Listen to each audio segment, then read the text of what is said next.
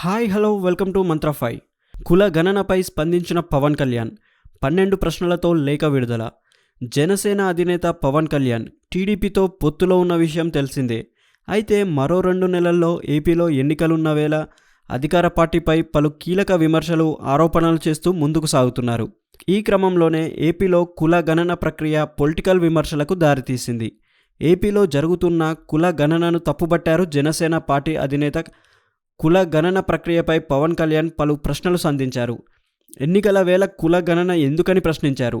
మొత్తం 12 ప్రశ్నలకు సీఎం జగన్మోహన్ రెడ్డి సమాధానం చెప్పాలని డిమాండ్ చేశారు. ఈ మేరకు సీఎం జగన్కు లేఖ రాశారు పవన్ కళ్యాణ్. కుల గణన చేపట్టడం వెనుక రాజకీయ ప్రయోజనాలు దాగి ఉన్నాయన్నారు.